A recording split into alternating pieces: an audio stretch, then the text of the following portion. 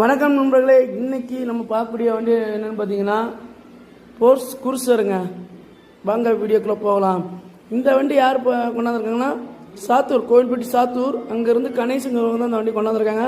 இவங்க பார்த்தீங்கன்னா இந்த போர்ஸ் குருசுக்கு ரொம்ப ஃபேமஸானவங்க.